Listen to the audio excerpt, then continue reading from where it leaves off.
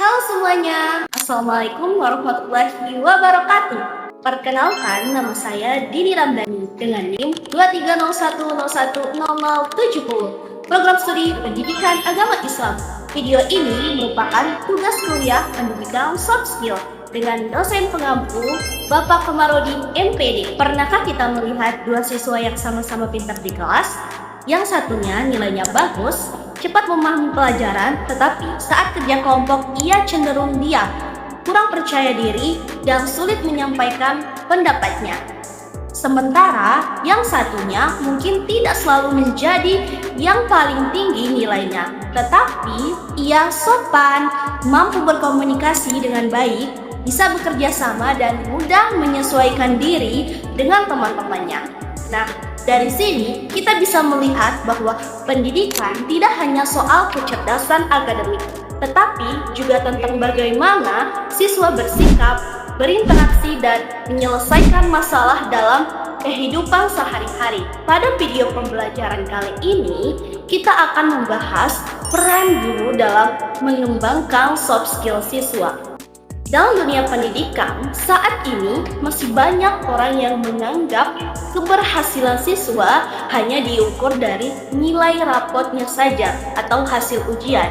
Padahal, kehidupan nyata tidak hanya menuntut siswa untuk pandai menjawab soal, tetapi juga mampu berbicara, bekerja sama, berpikir kritis, kreatif, disiplin, dan mengelola emosi dengan baik. Contohnya, ada siswa yang sangat pintar mengerjakan soal matematika, tetapi ketika diminta presentasi di depan kelas, ia langsung gugup dan kesulitan menjelaskan hasil pekerjaannya.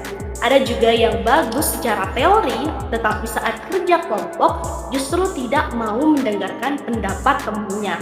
Hal ini menunjukkan bahwa soft skill sama pentingnya dengan kemampuan akademik.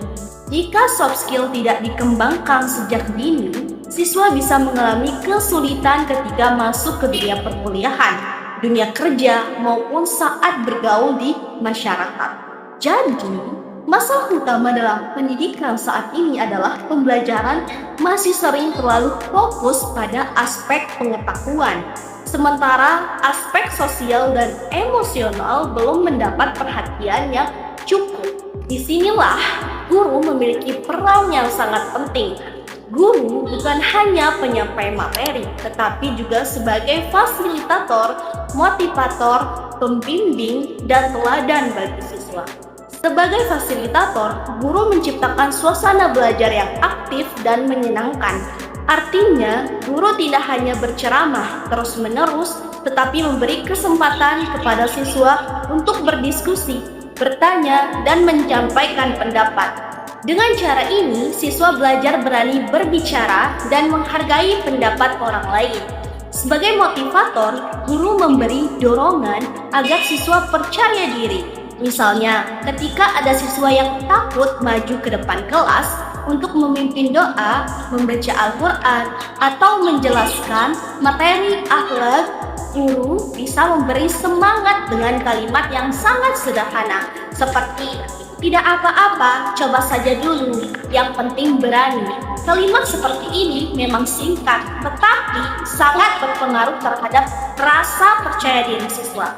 Sebagai pembimbing, guru membantu siswa memahami sikap yang baik dalam kehidupan sehari-hari. Contohnya, ketika ada konflik kecil antara teman saat kegiatan sholat berjamaah, tadarus, atau kerja kelompok dalam pelajaran PAI, guru tidak langsung memarahi mereka, tetapi membimbing agar mereka saling mendengar, saling memahami, dan menyelesaikan masalah dengan baik. Sebagai teladan, guru menunjukkan sikap yang patut dicontoh seperti disiplin, jujur, sopan, sabar, dan penuh empati. Anak-anak sering belajar bukan hanya dari kata-kata, tetapi juga dari sikap yang mereka lihat setiap hari pada gurunya. Lalu, bagaimana cara guru mengembangkan soft skill siswa? Ada beberapa strategi yang bisa dilakukan. Pertama, diskusi kelompok. Melalui diskusi, siswa belajar mendengarkan, berbicara, menghargai pendapat, dan bekerja sama. Misalnya, saat guru memberi tugas, Tentang lingkungan, siswa dibagi menjadi beberapa kelompok dan masing-masing punya peran. Ada yang mencari data, ada yang menulis, dan ada yang mempresentasikan hasilnya. Dari sini, siswa belajar komunikasi dan kolaborasi. Kedua, project based learning atau pembelajaran berbasis proyek. Contohnya, siswa diminta membuat poster, video kampanye kebersihan, atau karya sederhana dari barang bekas. Melalui kegiatan ini, siswa belajar kreatif, bertanggung jawab, dan memecahkan masalah. Mereka tidak hanya menerima materi, tetapi juga menghasilkan sesuatu yang nyata. Ketiga, problem based learning. Guru bisa memberikan masalah yang dekat dengan kehidupan siswa. Misalnya, bagaimana cara mengurangi sampah plastik di sekolah, lalu siswa diminta mencari solusi bersama. Dengan cara ini, siswa dilatih untuk berpikir kritis dan tidak hanya menunggu jawaban dari guru. Keempat, presentasi, debat, simulasi, dan role play. Kegiatan ini sangat baik untuk melatih keberanian, komunikasi, dan empati. Saat presentasi, siswa belajar berbicara di depan umum. Saat debat, siswa belajar menyampaikan pendapat dengan sopan. Saat role play, misalnya memerankan situasi jual beli atau penyelesaian konflik, siswa belajar memahami peran orang lain dan berkomunikasi secara langsung. Kelima, kegiatan ekstrakurikuler dan organisasi siswa. Misalnya OSIS, pramuka, teater, atau olahraga. Di luar kelas, siswa belajar kepemimpinan, disiplin, kerjasama, dan kemandirian. Banyak soft skill justru tumbuh kuat dari pengalaman seperti ini. Agar pengembangan soft skill siswa berjalan lebih baik, tentu tidak cukup hanya guru yang bekerja sendiri. Harus ada kerjasama antara guru, sekolah, dan dinas pendidikan. Bagi guru, solusinya adalah merancang pembelajaran yang tidak hanya menekankan isi materi, tetapi juga memberi ruang bagi siswa untuk aktif, berani, dan berlatih keterampilan sosial. Guru juga perlu memberikan umpan balik yang membangun. Misalnya, bukan hanya berkata, jawabanmu salah, tetapi lebih baik mengatakan, coba perbaiki cara menjelaskannya agar lebih jelas. Dengan begitu, siswa merasa dibimbing, bukan dijatuhkan. Bagi sekolah, perlu ada budaya yang mendukung soft skill. Contohnya, sekolah dapat membuat program presentasi rutin, kerja kelompok, lomba debat, atau proyek kelas. Lingkungan juga harus nyaman, terbuka, dan menghargai kreativitas siswa. Bagi dinas pendidikan, perlu ada kebijakan yang mendorong soft skill masuk ke dalam kurikulum, serta menyediakan pelatihan bagi guru agar lebih siap menggunakan metode pelajaran yang aktif dan menyenangkan.